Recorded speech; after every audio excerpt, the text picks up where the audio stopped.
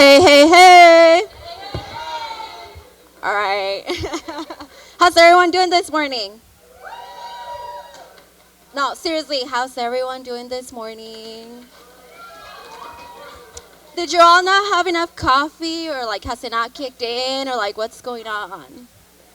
How's everyone doing? Come on, EOU, I know we could do better than that. How's everyone doing? All right, that's a lot better, a lot better. Well, good morning, buenos días a todos. Like I said, I'm really excited. Well, I didn't say this, but I'm a little nervous. So I hope everyone is doing okay this morning. I want to thank you all for being here on this Saturday morning, taking a weekend, to come and learn about diversity. So I am Daisy Bedoya, and I am the coordinator for Student Council Multicultural Affairs, also known as SCMA. And today we are here to celebrate C.E.A.D, and C.E.A.D stands for Celebrate, Educate, and Appreciate Diversity. So it's again to expand our knowledge on diversity. The SCMA is a student fee-funded unit under the Multicultural Center, and it is made out of a group of student leaders on campus who advocate for diversity and multicultural education. The C.E.A.D conference is the council's primary program, and we put it on to give you an opportunity for diversity, education, and awareness here at EOU. In addition, I am also one of the co-founders and president of the United Undocumented Students on Group. I identify as an undocumented student, and I want to share a quote with all of you that's really close to my heart, and it reads like this: "They say we are dreamers, but we are the ones who don't sleep." I hope some of you have heard this, and I actually consider myself a dreamer.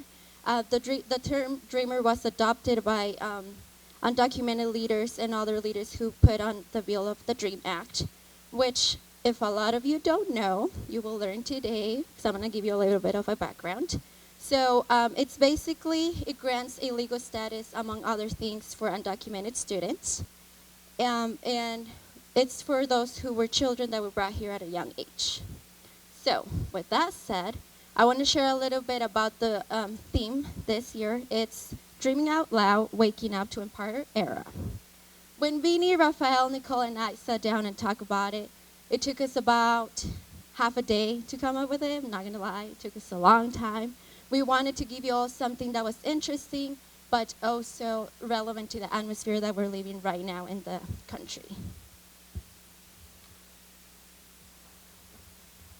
My personal definition of this theme means that as a society right now, because of the climate, we have a big opportunity to change the future of our era, correct?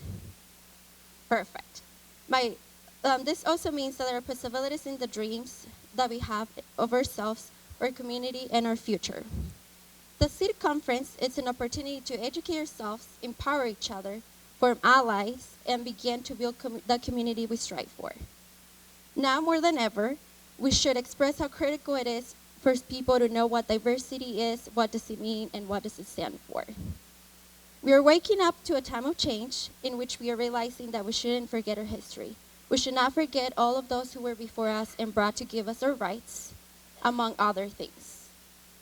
Most importantly, it is our time to recognize our role in making a difference and taking action in order to do our part, ensuring that our campus, our community, and our state is a welcoming community for everyone. In order to empower not just ourselves, but our communities, we must dream out loud and allow others to dream with us, correct? Perfect. To protect the people who are most threatened and most in danger and give voices to those who don't have one. This means standing for others, because that's what we should do as a society and as human beings. We have a fun day planned ahead of us in learning conversations and activities about diversity. I would like to quickly go over the schedule for the day, so if you all could open your program. We will begin this morning with our keynote speaker, Dr. Mario Sifuentez, and there will be 2 workshop sessions and a lunch session where we will all participate in.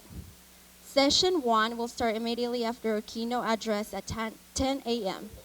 There are 5 workshops you can choose from. After session 1 at 11:35, we will have a buffet lunch served courtesy of Raul's Taqueria and JC Fusion. Micah Burns, an excellent spoken word artist, will be sharing some of his work during lunch. So get your lunch and bring it inside here. We will all be meeting here. As well as he will be performing, and we will engage in dialogues and network before session 2 starts. Session 2 will start immediately after lunch. Without further ado, I would like to introduce Nicole Monza, my co-MC, so she can introduce our keynote speaker.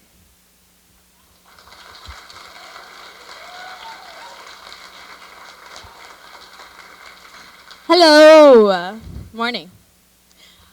Thank you everyone for coming out. It means so much to me, Daisy, Beanie, and the whole crew here. It's really important to us.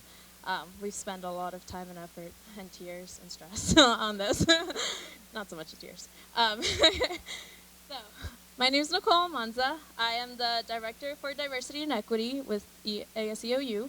I'm also the student representative on the Board of Trustees. If you guys have complaints, come to me. Okay. My role involves representing and advocating for diverse students. I'm the bridge between those students and the student government. We work together on diversity topics that may affect the students on campus. I also participate in developing programs that enhance our campus community on understanding of diversity and making it a welcoming and inclusive campus. So one of the things that I really hope that you guys take this into account starting right now is that the thing I like about this conference is that it's really a truly safe space. This is the place where you can make mistakes. This is the place where you can ask those difficult questions. And this is the place where you won't get judged. So please, please ask those questions. Maybe other people have them. You never know. You know, just like the teachers say. Oh God, I'm turning into one. Okay. So that's it for me right now. And I have the pleasure of introducing our keynote speaker, wonderful person. So today I'm introducing Dr. Mario Sifuentez for our 2017 C.E.A.D conference. Dr. Sifuentez is an assistant professor of history at the University of California, Merced. He received his bachelor's and his master's from the University of Oregon in ethnic studies and history. He completed his Ph.D. at Brown University in American Studies with a focus on immigration and labor. His research developed into a book from Rutgers University Press, Of Forests and Fields, analyzes the political, economic, and cultural factors that brought ethnic Mexican immigrants to the Pacific Northwest and the ways in which immigrants respond, sorry, awkward page turn right here, the labor conditions by demanding both labor rights and citizenship rights. He is also the co-author of The Foundations of Modern Farm Worker Unionism, From UFW to couldnt in Labor's New World, Essays on the Future of Working Class America. He is currently at work on his second project on water, food, and farm workers in the California Central Valley. Let's welcome Dr. Mario Sifuentez.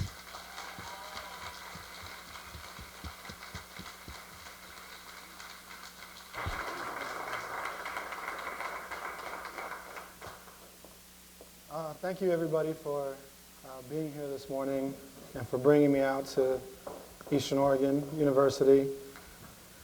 I want to begin by thanking Beanie for inviting me out here today to your conference. I'd like to thank Raphael Norwood for putting up with my hectic schedule and my annoying demands. I don't know where you're at. The student organizers of the conference, obviously. I think you guys are all doing really important work. I'm thrilled to see that this conference is so well attended. It's not something that I could have imagined when I was a student in the Oregon University systems. I want to talk today a little bit about my journey to where I am today as, from a student activist to an academic, and what led me to cross paths with Beanie so many years ago at Portland State University at one of the first OSOC conferences.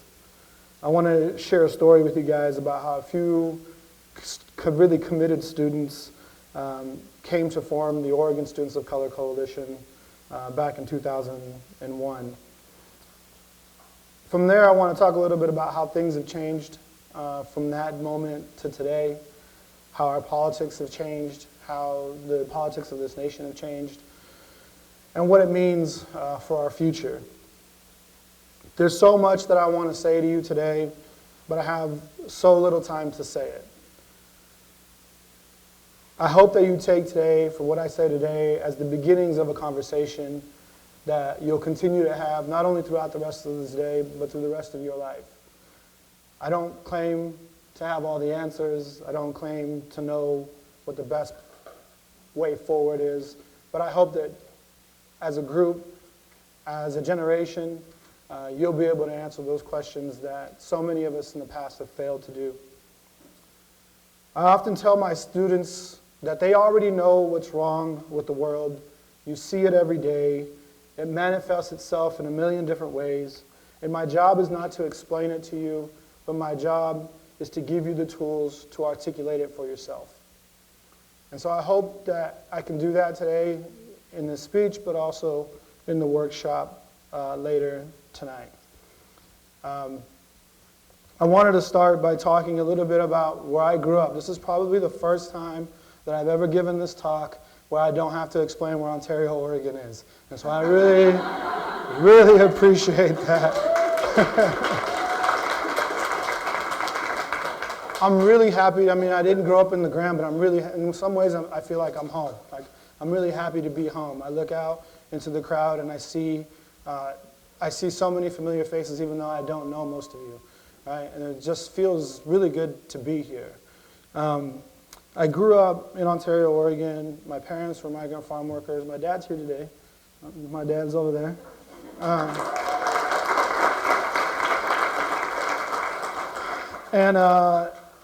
You know, they worked in the fields all their lives. We have generations of people working in the fields. You know, my grandparents, great uncles, all working in the fields. And it actually turned out that I was the last generation to work in the fields. And so everybody younger than me in our family didn't experience that, right? I was the last one. And so, you know, we get together, my uncles, my aunts, my cousins, and, you know, we make fun of the younger kids, being like, oh, you guys don't know what it is to work. We work. You guys are all lazy. Why millennials and whatever, right? But it's, you know, it's a good fun. But, you know, obviously part of what the reason that we did it was so that they wouldn't have to, right? Like, the reason that we were in those fields was so that they wouldn't have to do the work that we did. My mother, in some ways, you know, I look back at that time and I'm highly nostalgic for it. I'm really romantic about it, but at the same time, I also acknowledge that I hated it. Right? I absolutely hated it. I complained about it all the time. I was a slow worker. I was, you know, not somebody who was very good at doing it, and I complained about it all the time. And my mother used to say to me, you know, el lápiz pesa menos que la pala, right? The pencil weighs less than the shovel, right? So if you really want to get out of here, you should read. You should study. You should go to school. And I did. I became a really voracious reader. I read everything. I read everything I could get my hands on. I'm a big proponent of public libraries, right? I mean, the public library in Ontario was my second home. I was there all the time. I was reading everything that I could. The librarians were probably thinking I was not actually reading the stuff that they were giving me, right? I was going through stuff fast all the time. And there was a question that I was always trying to answer that I could never get to. I could never find the answer to it.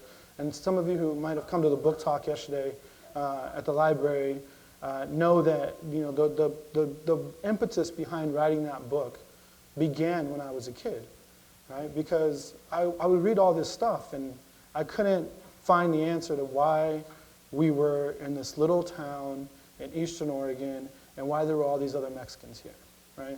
There was no books about it. There was California history, Texas history, Arizona history. I could read about the history of Mexico. I read about a bunch of different stuff, but I couldn't figure out how the hell we ended up in this town, right? Out in the middle of nowhere. And I knew that obviously, like, I knew instinctively, right, there was Nissa, there was Ontario, there was Caldwell, there was Hermiston, there was Mexicans everywhere, but I couldn't figure out how we ended up there. And so as a young person, you know, that question is sort of existential to a certain extent. And I tried to answer it in a whole bunch of different ways, through philosophy or through religion or through a whole host of other kind of things, and I was never satisfied. And I was never satisfied with that answer. I was, you know, lucky enough, I went to school in an era in which affirmative action was still a thing, right? There was an affirmative action scholarships that were available at the University of Oregon. I received what was called the Underrepresented Minority Achievement Scholarship, 5-year full tuition, room and board, the whole thing. I mean, it was a remarkable scholarship. It's unfortunately, you know, was done away with anti-affirmative action legislation. And so I went to school at a moment when that was still a possibility. And I got to campus, and then I sort of naively believed that I was going to find the answer there, right? I was like, well, this is a place of learned people. I'm no longer in like my hick town with my small library. Like, I'm going to find the answer of like how we ended up where we ended up. And it wasn't available. I couldn't find the answer still. And it drove me absolutely nuts. I couldn't find the answer to why we were there. But what I did find was a really vibrant community of like-minded people, right? It wasn't large. It was a handful of us who felt this kind of need to push for social justice, to think about, you know, the inequalities of our life, right? And the inequalities that we grew up in, and how, again, we ended up being where we were at. For a lot of us, I think we came from working class communities, we came from poor communities, and there was a sense of, I think, what I always kind of characterize as survivor's guilt, right? We're in college, none of our friends are. How did this happen? Why did this happen? And I think you can sort of go in two different directions at that point in your life, in that juncture in your life. You can either buy into the fact that you're exceptional, right? Or you can try to find systemic answers to why other people didn't end up where you were at. This was a fairly easy thing for me to do because a lot of the guys that I grew up working with and living with and playing sports with and all that were just as smart as I was, right? They had all the opportunity, all the opportunity, they had all the same constraints that I had, right? And some of them, I think, were smarter than me. And so I couldn't ever come to terms with why that was, right? Why I ended up there and they didn't. And I think there was a group of us that felt that way, and we all gravitated towards one another. I don't know if this is the case anymore, but definitely when I was in school, there was always this kind of tension that existed within the students of color community that either wanted to be extremely sort of political or that wanted to be sort of celebratory and have dances and cultural nights and things like that. And that was the overwhelming sentiment, I think, amongst most of the students of color at the University of Oregon at that time. And those of us who didn't feel that way gravitated to what was called then the Multicultural Center. And it became this sort of radical hub, right, of activists who, you know, felt that the Black Student Union wasn't doing enough, that felt that the Asian American Student Union wasn't doing enough, or that Metro wasn't doing enough, and we all gravitated towards this space. And through that space, we found other students at Portland State, at Western Oregon, at Oregon State, who felt the same way that we did, that there was some really serious shit going on and we needed to deal with it and not just have parties, right? And so we got together, and over the course of a couple of years, and this is a very long story and a very complicated story, but just to kind of, to make a long story short, we agitated our student governments, we bothered our student governments, we protested our student governments until they finally agreed that they would hire what would become the Oregon Students of Color Coordinator, Oregon Students of Color Coalition field organizer. Right? And I look at those days with a lot of nostalgia. I know that it was difficult and I know that it was hard, but we did a lot of sort of flying by the seat of our pants kind of thing, right? We didn't really know anything. We just knew what we wanted. We knew what we wanted the end game to be. And so I wrote some stuff out, and I just want to, sort of, here's what I wrote last night, right, when I was thinking about what had happened, what was happening with that group. I said, we didn't always know what we were doing. There were numerous obstacles in our way. We didn't understand student government. We didn't understand Robert's Rules of Orders. We didn't understand the legislative process. But we never really let that stop us. We learned. We became experts. We went to workshops. We sat in on meetings. We picked people's brains. And we kept studying the system. And as we kept studying the system, it became less intimidating to us. And despite our early lack of knowledge and expertise, we did have one thing that was going for us. And that one thing that we had going for us was that we were fearless. Right? We didn't care what anybody thought about us. We didn't care about who we pissed off. We were willing to embarrass ourselves, and we were willing to embarrass other people, mostly administrators. Sometimes we lied, right? We would say, yeah, man, there's going to be this dope party at Huey's house, but first we have to go to this meeting, and then y'all can come with us. And we lied because most of the time it was just us playing dominoes around the table. And, just kind of hanging out. A lot of the times we cheated. We didn't follow Robert's Rules of Order. We disrupted stuff. We didn't do what we were supposed to do. A lot of the times we stole. We had reams of papers that just walked out of offices, and picture paper that might have walked out of offices, and markers and other sort of things to make signs, and things that we didn't have necessarily money for, but we figured out a way to procure supplies. No, I'm not saying that it was smart or strategic. It's just what we did. We did what we had to do when we had to do it. I certainly don't want to be the old guy in the room telling you guys how to do things now.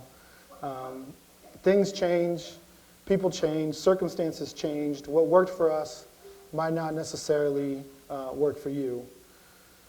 But one thing that I know for sure is that you have to take chances. You can't be afraid to look stupid, to be uncomfortable, to make other people uncomfortable. And at the University of Oregon, we discovered something really amazing. The more that we embarrassed people, the more money they threw at us. And so we would get arrested in the president's office, and they would throw money at us.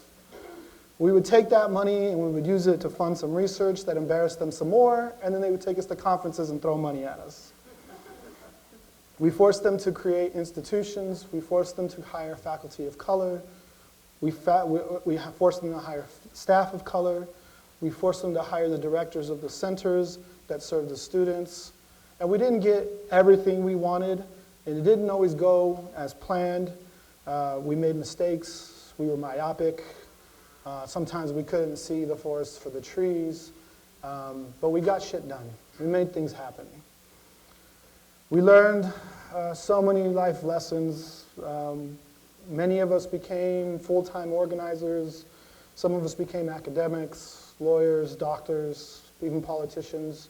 Our friend Diego Gonzalez is now a state senator, right? We work in all kinds of different fields, but I think one thing that we all shared was that we had this mental framework that was centered on social justice, and we learned from one another. The great African-American scholar, Robin Kelley, always talks about organizing where you're at, right? If you are a student, you organize students. If you're a janitor, you should organize janitors. If you're a doctor, you should organize doctors. If you're an academic, you should organize academics. If you're a staff person, you should organize staff people, right? Organize where you're at. And that's the most important thing, especially given the kind of political environment that we're talking about today. Institutions are not going to save us, right? Institutions are protected and are invested in their own longevity, right? Eastern Oregon University is invested in Eastern Oregon University. The University of Oregon is invested in the University of Oregon, and it'll do what it has to do to survive whatever political climate that it exists in. So you cannot look to institutions to save you. Like, The sanctuary state thing is interesting. I think it provides some potentials. But at the end of the day, we cannot depend on the state. We cannot depend on the university. We have to depend on each other. We create networks for one another to depend on one another. The only thing that's going to get us through this current political quagmire is relationships.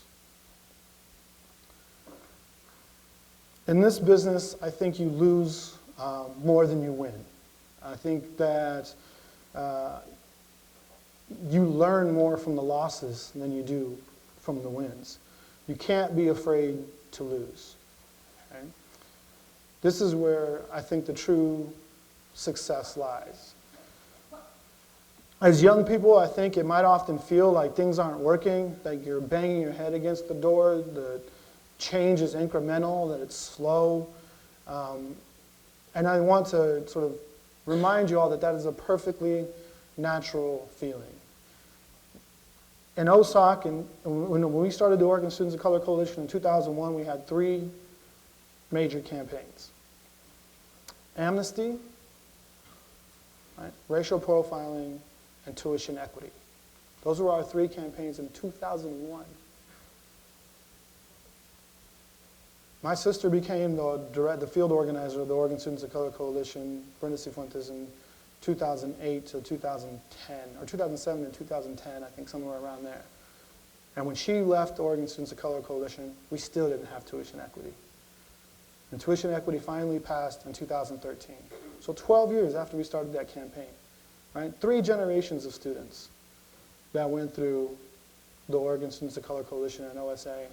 And when those students in 2013 finally got tuition equity passed, I bet you not a single one of them knew who I was.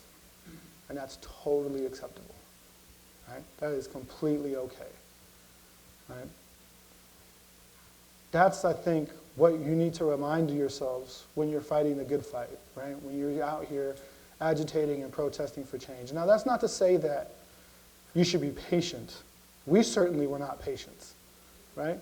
That's not to say that you should be passive. That's not to say that you should accept incremental change. That's to say that all the agitating that you're doing now might not pay off for many years, for decades maybe, right? We still haven't gotten a general amnesty, right? There's still things that we've fought for that we haven't won. We finally forced Oregon law enforcement to take, to compile racial data on traffic stops. But we're a long ways away from winning that fight, right? And that's evolved into a different fight now. It's evolved into a fight about police violence, and it's evolved into the Black Lives Matter movements. It's evolved, it's moved in different directions. But it's something that we thought about and that we fought for in 2001 when we started this thing. I often think about the first OSOC conference in 2001. We were at the University of Oregon. We were in a room very similar to this, Grayson Hall, and we probably didn't fill 2 rows, right, of students. It was right after 9/11. There was a moment in which, for us, after 9/11, we felt isolated, we felt defeated. We knew that a war was coming. We knew that the Patriot Act was coming. We knew that all of these things were coming, and that we felt completely defeated. We felt hopeless. We felt like there was nothing that we could possibly do here. So when we had that first conference, like I said, if I say 30, that's being generous, right? If I say that there was 30 people at this conference, it would be generous. Over a decade later, I was invited back on, I think it was like the 10th anniversary or the 12th, something like that of OSOC. Sid reminded me earlier today that he was there at that conference. I gave the keynote at that conference at the same campus at the University of Oregon, and this time there were 500 students. Right? Like a little bit over a decade, I think, later, there were 500 students, and I'm giving the keynote in a room, I don't know if any of you have been to the University of Oregon, but the Herb Memorial Ballroom, right? In a ballroom, And I couldn't wrap my head around the idea that what we started literally in my homeboy's apartment around a poker, not a poker table, you know those like folding tables? Like playing dominoes, talking about this. And in 2001, I mean, we couldn't have dragged somebody from LeGrand to that conference. Right? And I think in 2013, maybe 40, 30, Sid, do you remember? I mean, 30-something from Eastern Oregon. 2016, here we are, 150, 100, 200 of you, right? But 200 of you here today. I mean, this is a momentum that I could have never predicted. I could have never imagined. Especially, I think a lot of you here on campus, and spoken to some of you a little bit, you're in a different place than we are at the University of Oregon maybe now, and you're fighting some of the fights that we fought a couple of years ago, 5, 6, 7 years ago. But I got to tell you, man, like, this is remarkable. It's a remarkable turnout. It's a remarkable thing to be here. I can't express enough how important it is for all of you to understand that this is going to go from like a half-day conference to a full-day conference to a weekend in a short amount of time. I really believe that. Right? And short, being relative. I'm getting older. Time means very different things to me. So we did all this, I think some really amazing work. I have OSAC tattooed on my arm. I mean, it was like something that really shaped the kind of person that I became. And I really thought that I was well on my way to becoming a full-time activist, that this is what I was going to do with my life, that this is where I was going to end up. And I really struggled with that. And the reason that I struggled with it is that I had met a professor by the name of Matt Garcia who became my mentor, who I was always pestering about that question that I had when I was a kid that never really went away. I'd sort of redirected the energy to thinking about other politics and stuff that's still really important to me. I had worked with Bekun, the farm workers union that I wrote about in my book, as an undergraduate student. I'd worked on the Gardenburger boycott. I don't know if any of you guys remember or are familiar with the Gardenburger boycott, but ultimately what it was is there was a group of farmers in the Willamette Valley that were refusing to negotiate a collective bargaining agreement with their farm workers. And so we decided, well, we'll go to their suppliers, right? We'll go to the suppliers and say, we're going to boycott your products if you keep buying buying produce from this group of farmers. And when I say we, I mean Bekun. I wasn't actually there yet. Right? The campaign started in '94. I got to campus on '97. By the time I got there, it was in full swing. And so there was a company called Gardenburger who we sort of thought, well, this is a socially responsible company, right? This is a company that thinks about the pollutants and the various different kind of environmental consequences of raising cattle on large scales, and they're really sort of pushing this Gardenburger, this vegetarian alternative to what essentially is the cattle industry. And so some organizers went to Gardenburger and they said, well, we want you to stop buying produce from these growers. And they flat out refused. Flat out refused. And that was my first lesson in not all progressives are the same. Right? That was my first lesson as a young person, walking out of that meeting shocked that Gardenburger was like, bottom dollar, right? Bottom line is profit. That's what they care about, really. So we began the Gardenburger boycott on our camp. Well, actually, Reed College started it first. And a good friend of mine who's actually now a professor at the University of Oregon was at Reed College at the time. And we swapped stories, and she got arrested in their president's office for trying to get them to stop buying Gardenburger on their campuses. And that's what we did too. So we were getting arrested a bunch of times. I think I've been this is Frohnmeyer back in the time, President Dave Frohnmeyer, who knew me very well. I think I probably was in his office 4 times in the 4 years that I was there, and only once was I invited. And it was a really, a really remarkable lesson, I think, in the kind of the lack of intersectionality at the time, right? That I hope, is changing now. But, and because we also, we would go to various local grocery stores that were sort of the precursor to Whole Foods, right? That would also deny our request to remove garden burgers from their shelves. But the most important lesson I learned from that fight was write everything down. Right? Write everything down. I had stepped into the middle of this fight, and we had been meeting, I say we, I mean a group of activists had been meeting with, I forget this guy's name all the time, Michael something. He was the director of housing at the time. Michael Eister? Something like that. He was the director of housing at the time, and he had been meeting with the seniors for years about getting Garden Burger off of campus. And he kept setting these benchmarks. Well, if you do this and you do this, we'll do this and we'll do that. And essentially what he do is like set this kind of waiting game. And so as soon as this group of students left, start over. And so he didn't know who I was. And some of the older women, not older women, some of the old upperclassmen, right, who were all women, who really took me under their wings and mentored me and said, here's this notebook of all the meetings that we've had with Reiser. I think his name was Reiser. And here's all the things that he said to us. Okay? So when he goes in and says that to him, you call bullshit, okay? When he says that to you. I was like, all right, here I am. I have no idea what I'm doing.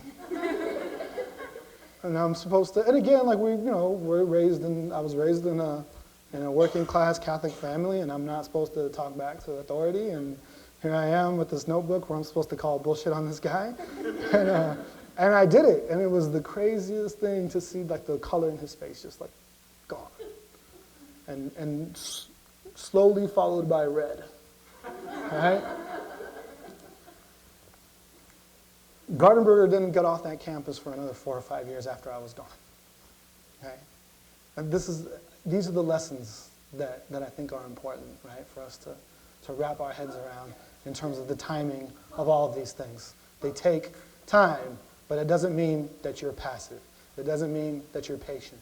It just means that the fruits of your labor might not be harvested for many years, and there'll be people who you didn't even know, right, that have helped that process along. And so here I was, right, in the midst of all this organizing and fighting, and I would sort of classify myself at this point as a part-time student, even though I was fully enrolled, right?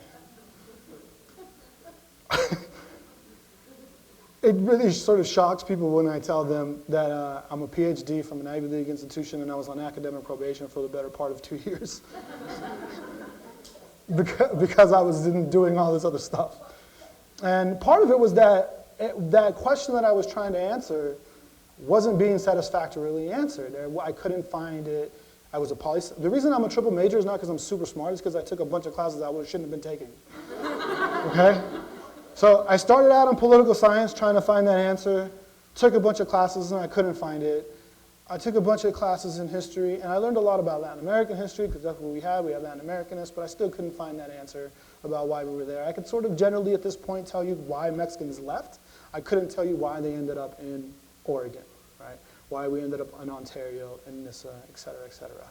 And so this question kept bothering me, I went abroad, I studied abroad in Mexico, where I continued to do the activist work that I was doing here, only this time they were trying to stop building a Walmart next to Teotihuacan, right? And then UNAM was on general strike, which if any of you guys are familiar with UNAM is always on strike. And so I was being even further radicalized by these amazing Mexican university students. And I came back and I had this, and I came back and I came into the Merced office, and the first thing one of my friends said, he's like, you got to take classes with this Matt Garcia guy. And I was like, what, it's Matt Garcia? He's like, yeah, you got to go take classes with this Matt Garcia guy. So I signed up for a class right away with him. He taught in the ethnic studies department. I didn't know at that point what ethnic studies was. And so I took a class with him, and it changed my life. I sat in the front row, and everything that we had been working on, you know, racial profiling, tuition equity, NAFTA, labor strikes, et cetera, was in this class. And it changed everything. It changed everything for me. If you look at my transcripts from my senior and my super senior year, straight A's, right? Straight A's, because I had finally found it. I had finally found this thing that I was fighting for, this thing that I wanted, this articulation that I needed, right? And this is what I talk to my students about. Like, you know what all of this is. You just don't have the language to articulate it. And all of a sudden, I was being given the language. I understood it. I was able to internalize it and teach it, right, in a way that I had never been able to before, right? I went from like talking to students like, shit's fucked up, to being like, this is actually what's happening, right? This is the language that I'm able to use now to tell you how these things work, right? To tell you how neoliberalism works, to tell you how, you know, white supremacy works, to tell you how all these things work. And so I had come to a crossroads in my life. Do I continue to do this work, this activist work that I've been doing, or do I go into academia? And it was never something that I had thought about before. But I had I don't think I've ever not told this story, because it was such a great moment in my life. I sat in Matt's office, and I had just gotten a job working for, I'd been offered a job working for the prison moratorium project, because by the end of my sort of academic or undergrad life, I was working a lot on the anti-prison movement. And I'd gotten this job to work with the prison moratorium project in upstate New York to stop the expansion of these juvenile prisons that Giuliani was like, or not Giuliani, I'm forgetting I think it was Cuomo at the time, was building these juvenile prisons up in upstate New York, and I was going to take this job. That's what I was going to do. And Matt Garcia says to me, we had a long conversation about the pros and cons of going one way or the other. And I don't remember what any of those things were. I don't remember anything else in the conversation except for this moment.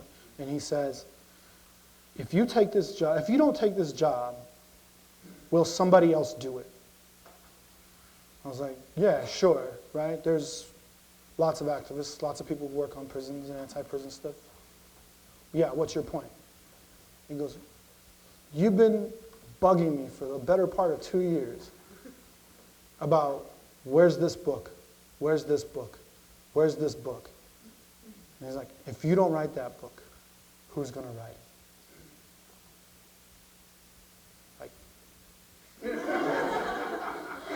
I'm like, I can write books.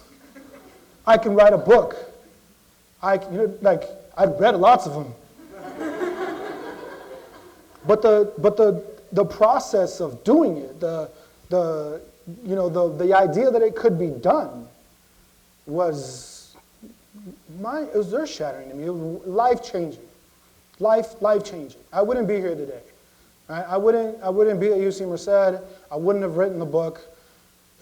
You know, I don't know where I would have been. I'm not saying that it would have been a terrible place, but I wouldn't be where I'm at. And what's remarkable for that to me is that I was a very angry kid. I was a very angry organizer. I was very upset. It was draining on me. It was draining me. It was killing me, right? And all of a sudden, being in a classroom, teaching, talking about these things, brought new life. Right? As you can see, I'm very comfortable up here, right? And all of a sudden, I found like this is what I'm supposed to be doing. This is what my life is supposed to be. These are the things that I'm supposed to do for the rest of my life. And so, long story short, I went to graduate school. It was a difficult experience, it was hard, but I had Matt, and Matt was always there telling me that what I was doing was important, and the story that I'm telling is important. And I think that's ultimately, right, what I want to leave all of you with, right, is this idea that I can't tell you how many times between deciding that I was going to write that book to the times that it actually was in my hands physically, that I had people telling me, nobody cares about this. Right? This is not important. This is parochial. This is a narrow story. Nobody cares about this. From other students to other professors to presses to, innumerous numbers of people. But I had Matt. And I had Matt always in my ear saying, this matters. This matters. This matters. And so I think you guys are all 200 of you on very different paths. They're all going to be all over in different professions, in different jobs, in different lives. But the one thing that you should all have in common, right, is to understand that what you do matters. Your story matters, right? If you're from the islands, if you're a Micronesian and you're like, I don't have any books to tell me about the stories of my people, write that book. Do that work. Right? If you grew up in Hermiston and you're like, I've never read anything about Hermiston, write that book. If you grew up in Caldwell, Burley, Woodburn, wherever, right? I hope that if I've done anything in my life, is that that book will inspire you to tell your own stories. Because now more than ever, we need those stories. Right? We're in a very different place politically. Things have changed considerably from when I was a student. But I think one of the most important things that you have, that we did not have when I was growing up, was the sense that you're not alone. Right? If you would have told me 15 years ago, after 9/11, that activists could have shut down one airport, I would give you my firstborn. But there's millions of people turning out for a women's march. There's millions of people turning out to shut down airports. Black Lives Matter keeps getting more and more momentum. They're shutting down freeways and highways and disrupting life, embarrassing themselves, embarrassing other people, making people uncomfortable, making themselves uncomfortable. And we would have killed for that many people to do that 15 years ago. So I want to leave you with this.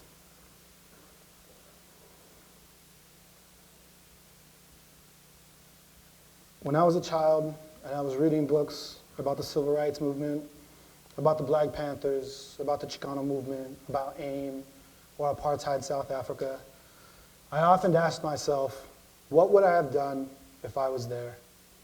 Would I have stepped up in the face of unrelenting pressure? Would I have sacrificed everything for the betterment of the world? Or would I have shrunk into the crowd? Would I have been a spectator on the sidelines watching on television? And I imagine that a lot of people today ask themselves the same question about the events of the past. Well, to myself, to you, to all the people who have ever asked that question, now is the time to answer it.